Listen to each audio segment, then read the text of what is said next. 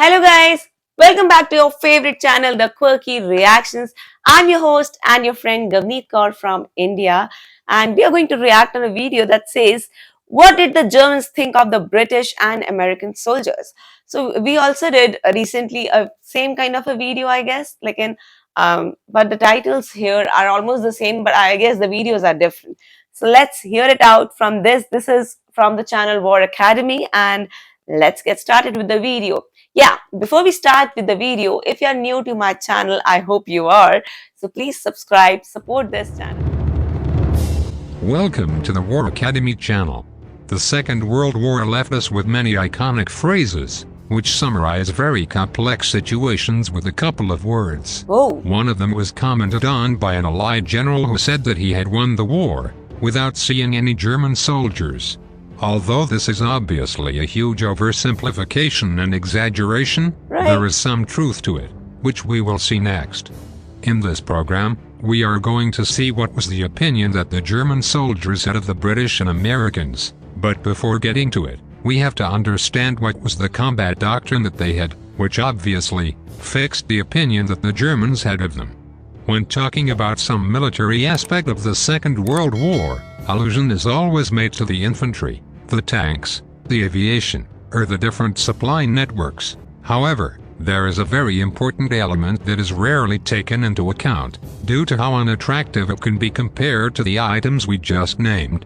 We are referring to artillery, and it is that although, when talking about the First World War, what stands out the most is the artillery, in the Second, being a much more mobile war, it seems that it was not important. But the reality is that its weight it was monumental. Let's talk about the video, like up till we have watched it here. And it says in the World War II, it was already announced by the Germans that they won. So what were the worst implications of that, and what was not considered the main, the main of the video was the artillery.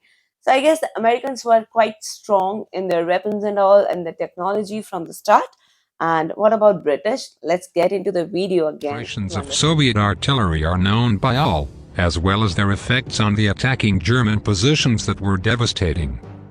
However, the artillery firepower of the Western Allies was not far behind. Already General Patton at the time made a study that indicated that the artillery units that made up a division represented 15% of its troops, but caused 50% of the enemy casualties. Finally, this study indicated that the total own casualties that a U.S. division had when carrying out an attack belonged to 92% for the infantry and only 2% for the artillery units. Based on these statistics, which show the large number of enemy casualties that they can carry out with artillery, without exposing themselves to suffering too many casualties, the concentration of artillery pieces and their taste for using them only increased on the Allied side. From this comes that exaggerated phrase that we commented at the beginning, which refers to the fact that some Allied commanders advanced through Europe without actually seeing or confronting any German at close range.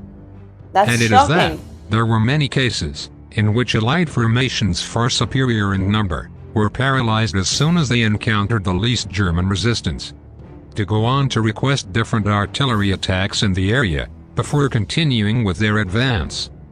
This way of acting, which made them dependent on the concentration of many artillery pieces, contributed a lot to the saturation of the Allied logistics system, which continuously needed to move huge amounts of ammunition. After all subsequent analyses, this way of proceeding was identified as one of the main culprits for the slow Allied advance from September 1944. Although many generals and soldiers were satisfied with this procedure, because it greatly reduced the number of casualties they themselves suffered, there were other American generals who mounted in anger. This was the case of the general of the U.S. 36th Infantry Division, who stated the following: "We cannot sit at a distance, bombard the enemy, and wait for him to withdraw. We must put an end to the indiscriminate use of heavy long-range weapons against worthless targets." With this in mind, let's move on. So artillery was the main culprit, I guess, because at the time that was involved for moving it from one place to another was quite long. And as it's stated in the video, in the meeting of the generals, they all didn't agree with it. Like for Germans and some of the generals, it was quite good, but for Americans, they didn't agree with it. So So much let's more watch. cautious than the Americans. This is undoubtedly a legacy of the First World War, in which progress was not made until the enemy line had been devastated with the greatest possible artillery fire. Another characteristic that the Germans detected from the Western Allies is that they always acted following their manual, and their movements were very rigid and predictable. A German officer belonging to the 9th Panzer Division would come to think the following: the Americans seemed too cute to us. They acted according to the manual, and if they were answered by doing something that was not included in it, they would start to tremble. After one attack, they normally needed 3 days to prepare for the next. The time it took for the Allies to reach Germany is laughable. If they had used our blitzkrieg tactics, they would have been able to get into Berlin in a matter of weeks. In view of this longer testimony, we have to say that, in general, the Germans believed that both the US and British Army had good soldiers, but they lacked proper leadership and initiative in combat. In summary, they said that they were lions led by donkeys. Another opinion that many soldiers shared based on what they saw day by day was the following. This referred to the material and equipment that each side had.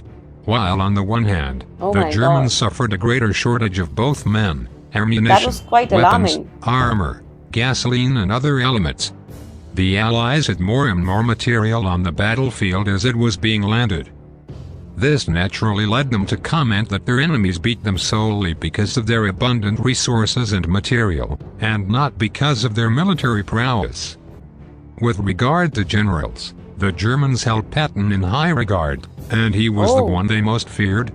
Knowing that he was one of the few generals in the Western Allied bloc with the ability to make strong advances in depth. Based on this, Patton was used in 1944 in more deception operations than direct combat.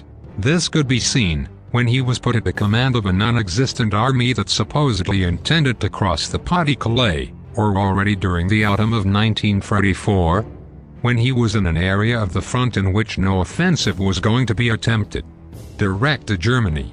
In both situations, it was intended to serve as a magnet to attract German troops to their area, while other generals attacked from other sectors. Finally, and by way of summary, German Sergeant Helmut Gunther commented the following: "It was not that the Allies were cowards. They simply had no need to take risks, or to hurry up. It's not that they were slow, they were rather cautious." And well, in short, with these opinions based directly on the way of proceeding that the Allies had, we can get a fairly broad idea of what the Germans thought of them. And what did you think? Do you think these opinions match reality, or do you think they weren't like that at all? The main book that has served as a basis has been Armageddon by Max Hastings, whose link I leave in the description, as well as the video we made in which we analyzed the opinions that the German leader had of his most famous marshals. This is it. Subscribe and support this channel if you liked the program, and see you in the next one. See you soon. So this video was a video that had testimonies from the Germans, generals, and it has quite informative about what do Germans think about British and American soldiers. So in general, we all listened to the what said in the video. The main that were stronger points was their army, their artillery, and Germans were lagging this. Like on the ground, their advances were like quite quick, and so I guess that's why they were the hero of the wars. What about you? Like, what do you think about this video? If you have it to say anything about this, do let me know in the comment section below. And I'll be waiting for your beautiful comments. Don't forget to subscribe, like, and share. Please support. Thank you so much for stopping by. Bye-bye.